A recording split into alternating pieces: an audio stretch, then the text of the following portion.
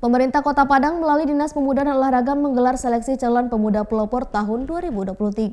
Sebanyak 23 orang pemuda sekota Padang mengikuti seleksi tersebut yang terdiri dari laki-laki 13 orang dan perempuan 10 orang dari berbagai bidang kepeloporan.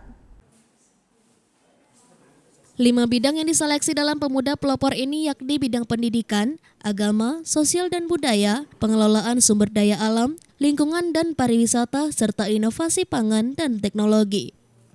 Sekretaris Dinas Pemuda dan Olahraga Kota Padang, Jas Rizal mengatakan, tujuan pelaksanaan pemilihan pemuda pelopor yakni agar terpilihnya pemuda pelopor yang mampu bersaing untuk tingkat Sumatera Barat, kemudian dapat melaju ke tingkat nasional.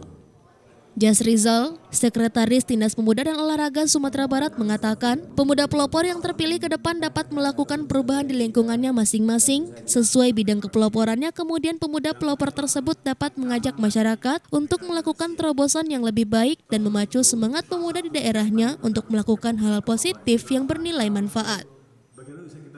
Tujuan pemilihan pemuda pelopor ini adalah rangka memilih pemuda yang mempunyai tingkat kepeloporan di lingkungannya masing-masing. Jadi dia itu mampu melakukan perubahan di lingkungannya masing-masing. Seperti kata di bidang pangan, di bidang pertanian, pendidikan, sosial budaya, dan juga inovasi teknologi. Seperti itu. Targetnya untuk Kota Padang, terpilihnya pemuda yang punya tingkat kepeloporan di Kota Padang. Dan itu kalau untuk masyarakat, dia itu katakanlah bisa mengajak terutama pemuda untuk lebih baik.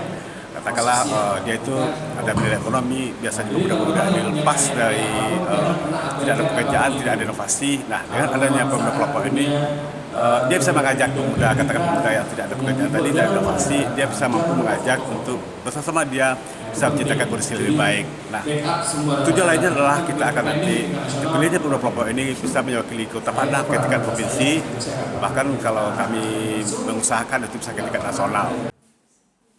Dari Padang, Sumatera Barat, Tim Liputan iNews melaporkan.